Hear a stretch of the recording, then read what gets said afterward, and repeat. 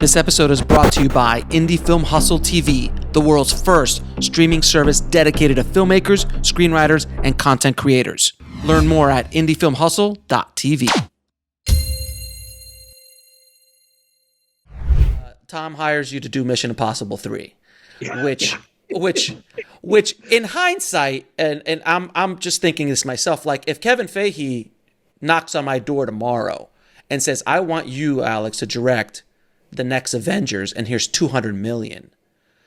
I would take the meeting, but you take the meeting, but you're gonna get coffee. Right? At least there's that, bro. You're gonna get a free cup of coffee. So you cup of coffee or a bottle of water at least in the water bottle tour. Right. That's the extraction. Right. But the point is, I mean, at this age, I think we can really, this. I don't want to overextend myself. I haven't. Give me a $10 million movie. Give me a $50. You jumped. Yeah, dramatically. It was. And I also think in my hubris, and I think, listen, the script that Danny Gilroy and I wrote, I still think is a knockout, and I think there's elements of it that work their way into those later Mission Impossible films being disavowed, having to go to ground. That was all stuff we covered in MI3. So I think it was, again, dude, my kind of naivete and my inexperience in thinking that I could really kind of shepherd this in a way that I retain kind of the auteur's vantage, which was never fucking going to happen, right?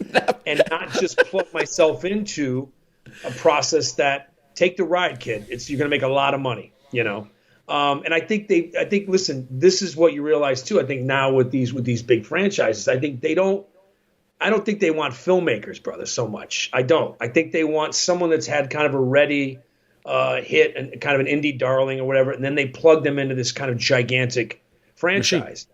But it is a largely plug and play scenario. It's like my wife jumps horses. She's an equestrian, and they have these $1 million. She calls them push button horses. You put anybody on that horse, and that horse is going to take them through a course, and they're going to look great. But that's not riding. You know what I mean? And kind of, it's a little bit the analogy I would think of now. It's like you're not that there's anything wrong with these films. I'm not saying that. I'm saying that process, man, is it's preordained and it's predestined. And you're gonna have to understand that. And I didn't. And I was a pain in the ass. And I thought that I was fighting the good fight. And I've always told the story. I think, listen, I quit a week before they were gonna probably sack my ass. I was out. And listen, I have regrets about it? I don't, dude, because it was my process and it was my journey, as stupid as that sounds. And it was something I had to experience on my own. And I had to live and die by that decision. So, I thought my career was over, and it was one of those. Listen, it's one of those gut check moments in your life. It's like, how good are you? Can you get yourself out of this? Are you going to be able to make another movie? And so, but I don't. I have the greatest stories about that time. And it's anecdotal now, dude, and that's what it's meant to be. And I don't have an ounce of rancor. I don't have an ounce back then. I was like, oh, motherfucker, brother. No, listen, man. Tom gave my tiny little movie a gigantic birth, man. He really did, and really helped me out a lot, and really propelled my career in ways that I'm probably still not 100% cognizant of, or aware of, or appreciate. So, you got to take that for what it's worth, dude. And it was. You're right. Going from a $3 million movie to a $180 million movie, probably not the most astute career move. You know what I mean? Like, kid.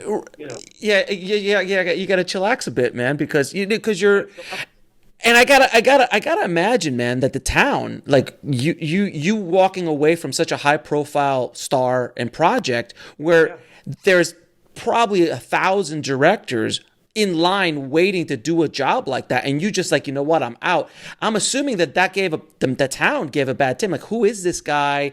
What is he really about? Like, it must have been a struggle for you to even just get the next thing going again, I'd imagine. It was. And, it's like, I'll never forget talking to, it's a great story. Alan Worthman was a lawyer, is a lovely guy, and I was trying to get my daughter into Gallatin at the Tisch School at NYU. I was talking to Alan, and he goes, Joe, I got to tell you, I got to thank you, man. You gave my client his feature career. I go, oh, who's your client? He goes, J.J. Abrams. Glad I could help. Glad I could help. Wow. I say with great affection, I adore JJ. He's a mensch. He's one of the great one of the great guys in this town. He really is. I've heard that from people who worked with him. Incredibly underrated, I think, as a film, but one of the most lovely human beings. I love him. So I say that, but I just think to myself, oh, you fucking idiot. You idiot. You had to open your mouth, didn't you? You had to say something. You couldn't shut the fuck up. You had to say something. But that's you though, man. That's your brand, if you will, as an artist. I mean, from what I've seen as a fan, that makes all the sense in the world. Like that you were that dude. I guess, bro. Listen, I don't think I've ever.